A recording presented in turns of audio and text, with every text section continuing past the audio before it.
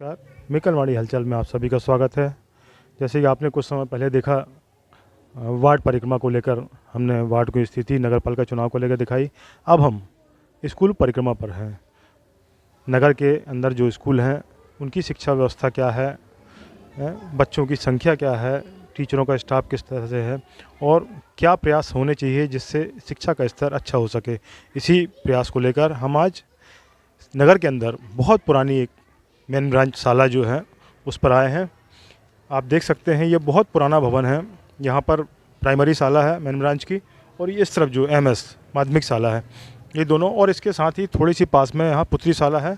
जो एकत्रीकरण का एक प्रयास प्रारंभ हुआ था कि एक परिसर के अंदर यदि 2-3-4 स्कूल हैं तो उनको एक परिसर, एक कैंपस माना जाए और वहाँ का स्टाफ इस तरह का प्रयास करे कि माध्यमिक शाला, प्राथमिक शाला वगैरह जो भी शाला मर्ज किए जा रही हैं उन पे व्यवस्थित रूप से वहाँ का स्टाफ अध्ययन कार्य में संलग्न रह सके। यहाँ पर हमारे साथ हेडमास्टर साहब हैं, आइए उनसे चर्चा करते हैं। सर नमस्कार। नमस्कार जी, नमस्कार। क्या सुनाम लिखते हैं सर? मैं सुरेश कुमार जैन लिखता हूँ भाई जी। यहाँ के हेडमास्टर आप? जी हाँ, प्रभारी हेडमास्टर हूँ। कैसी चल रही है स्कूल की व्यवस्था? स्कूल तो बढ़िया चल रही सर जी। ठीक ही चल रहा। जी। कितने बच्चे होंगे यहाँ पर? हमारे यहाँ मिडिल स्कूल में 44 बच्चे हैं। स्टाफ कितने का है? 4 का स्टाफ मेरे यहाँ पे। तो प्रॉपर आते हैं सब बढ़िया? प्रॉपर टाइमिंग स्कूल लगता है, टाइमिंग सब होता है, बच्चे भी आते हैं। क्या समय है स्टाफ के आने का? 10:30 बजे, 10:40, 10 साढ़े 10 बजे आते हैं। मैं तो 10:20 पे आ जाता हूँ। अभी कहा जा रहा था कि जो आरटीए के नियम के तहत जो स्कूल समय लगने का है उससे 1 घंटे पहले टीचर को आना है और 1 घंटे बाद जाना है, ऐसे कुछ है संदेश आपको? हाँ, संदेश तो है, लेकिन क्या आ तो जाते हैं हम लोग 10:15 बजे ही आ जाते हैं। ऐसा कुछ नहीं, बच्चे नहीं आ पाते। अब बच्चे को क्या है कि ठंड का कारण भी आ रहा है, इसलिए बच्चे थोड़ा सा लेट भी आते हैं। 10:30 के बाद ही आ पाते बच्चे। टाइमिंग उसका 10:40 में हम पेयर लेते हैं, वो क्लासिक चालू कर देते हैं। बच्चों का जो स्तर है, बीच में ये चला था कि जो सी कैटेगरी, बी कैटेगरी, इस तरह चिन्हित करके उनको जो सी कैटेगरी के हैं उनको उस पर ज़्यादा प्रयास करना, तो ऐसा कुछ चल रहा है? हाँ, वो भी चल रहा है। शाम को लास्ट पीरियड के बाद लेते हैं, क्योंकि पीरियड खेल का होता है, उसमें थोड़ा उनको बच्चों को देखना पड़ता है, देखते हैं। तो कितना उसमें सफलता मिल पा रही है अपने को? अब बच्चे धीरे धीरे प्रोग्रेस तो कर रहे हैं, लेकिन टाइम लगेगा। बच्चे क्या घर में भी तैयारी नहीं कर पाते ना, क्योंकि उस स्तर के बच्चे अपने यहाँ पे नहीं है। और बच्चों की संख्या कम होने का क्या कारण मानते हैं आप? बच्चों की संख्या कम होने के कारण कि कक्षा पहली से दर्ज नहीं हो रही। गवर्नमेंट ने जो प्राइवेट संस्थाओं में 25% गरीबी रेखा वालों बच्चों को लेने कर दिया, तो स्वाभाविक गार्जियन पेरेंट्स जो हैं बच्चों को वहाँ एडमिट करा देते हैं। तो स्वाभाविक गवर्नमेंट स्कूल में बच्चे का क्रम ऊपर से बढ़ ही नहीं पा रहा है। इस कारण दर्शक निरंतर कम होते जा रही है। शासन द्वारा विभिन्न योजनाएं बच्चों के लिए चलाई जा रही हैं। शिक्षा वृत्ति है, जैसे स्टाइपेंड मान लें अपन, मध्याह्न भोजन है, और भी पुस्तकें, गणवेश, सब कुछ फ्री दिया रहा, उसके बावजूद संख्या कम, क्या कारण है? कारण यही है कि प्राइवेट स्कूलों की जो दिखावा है उस पर बच्चे गार्जियन लोग भ्रमित हो जाते हैं, उसके कारण वजह। जबकि गवर्नमेंट स्कूल में तो इतने बेस्ट टीचर और सब अनुभवी टीचर रहते हैं, लेकिन उसकी क्या कर सकते हैं मानसिकता के लिए पालकों की। अब पिछले 3 वर्षों का माने तो ये परिणाम जो रहा होगा वो कोविड का नहीं, मैं स्कूल का परीक्षा परिणाम जो मान रहे हैं, क्या औसत रहा उसका? एवरेज अच्छा रहा वैसे तो। परीक्षा तो इसी वर्ष बोर्ड हुई है, बाकी तो जनरल प्रमोट टाइप का हुआ परीक्षा, और 2 साल कोरोना में निकल गए, तो स्तर तो वैसे ही चल रहा है बढ़िया। कोरोना के पहले क्या स्थिति थी? अच्छी स्थिति, कोरोना के पहले बढ़िया स्थिति थी।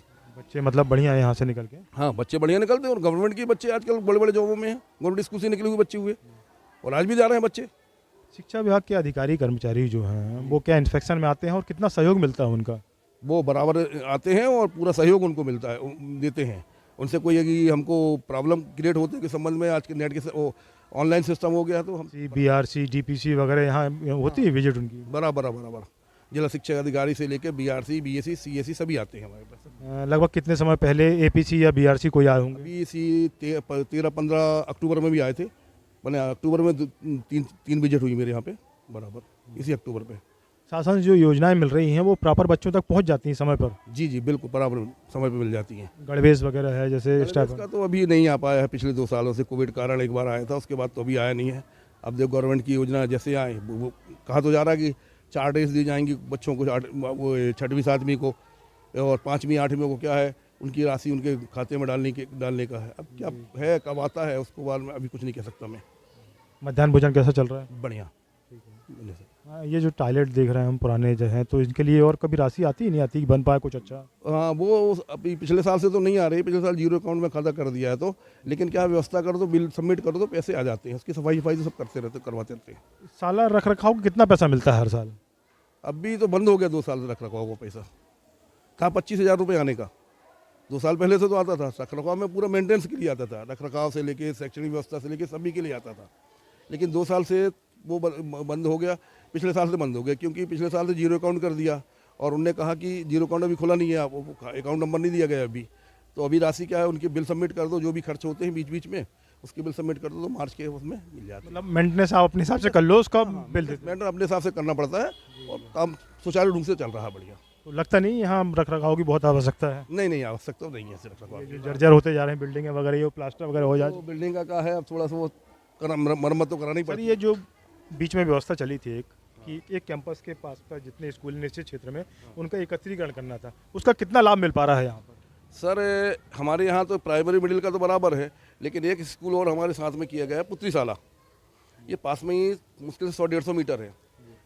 लेकिन इनके तीनों के क्या है, अलग अलग डाइस कोड है, सबको अलग अलग जानकारी भेजनी पड़ती है। गवर्नमेंट पहले इसको तो करे कि एक डाइस कोड में एक बॉस रखे और सब उनके कंट्रोल में पूरा काम हो, तो ज़्यादा अच्छा होगा। बॉस भर रख दिया, बाकी सब काम अलग अलग बटे हुए, तो काम कैसे चलेगा? तीनों शालाओं की कक्षाएं अलग अलग लग रही है, मतलब पहली यहाँ भी लग रही है, पहली वहाँ भी लग रही है। वहाँ भी लग रही है, हाँ, दोनों जगह पहली अलग अलग लग रही है, क्योंकि वो बिल्डिंग अलग है, उसको बिल्डिंग को उनके कर्मचारियों को और उनके बच्चों को भी यहाँ लाने के लिए डाइस कोड को पहले क्लियर करे गवर्नमेंट, उसके बाद बाकी कार्रवाई करे तो अच्छा है। ये कमरे जितने बड़े हैं उसमें यदि दोनों बच्चों को मिला दिया जाए तो आराम से अध्यापन कर। हाँ, बराबर कोई बच्चे दरसंख्या वैसे ही कम है, हमने आपको बता दी पहले पूर्व में।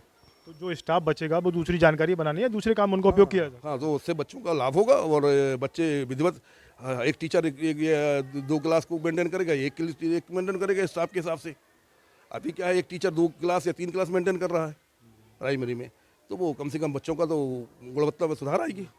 शालेय शिक्षा समिति होती है, जो पालक आते हैं उनको लेके चर्चा, कभी इस विषय पे चर्चा होती है? ना, उनको चर्चा तो सबकी समिति अलग अलग है, वही तो है ना, एक होना चाहिए ना, एक आपका डाइस कोड होना चाहिए और एक परिसर एक शाला है तो एक ही HM, एक ही मतलब बहुत प्रभारी हो और उसके अंडर में पूरा काम हो और एक ही समिति होना चाहिए। शिक्षा समिति जो है, शाला प्रबंधन समिति है, वो एक होना चाहिए, उससे काफ़ी अंतर पड़ेगा।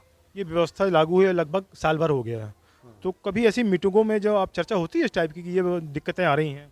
नहीं, अब दिक्कत क्या है, वो शासन को तो मालूम है, सबको बता तो दिया जाता है और दिक्कत तो आती है, बोला भी गया, लेकिन कोई उसमें अभी कुछ सुधार नहीं हुआ। अब ऊपर से जैसा उनका भी हो भाई निर्णय और ये प्लानिंग हो तो वो काम आएंगे तो आगे फॉलो करेंगे हम लोग, और क्या है, जैसा बोलेंगे और क्या। विकासखंड शिक्षा अधिकारी उनसे इस संबंध में चर्चा हुई कभी? हाँ, चर्चा तो हुई थी, अप्रैल में आए थे वो, मार्च में आए थे, चर्चा तो हुई थी, बोले देखते हैं यार, कोशिश करते हैं इसके लिए, बोले कि डाइस कोड एक हो जाए, हम लोग चर्चा की थी कि ताकि क्या कहते हैं व्यवस्था सुचारू रूप से चलती रहे। चलिए, उम्मीद पर दुनिया कायम है, कोशिश करेंगे अच्छी व्यवस्था हो। बिल्कुल, अपन तो पूरा प्रयास करते हैं और जो भी आदेश होगा उसको तत्काल फॉलो करेंगे, तत्काल। बहुत बहुत धन्यवाद।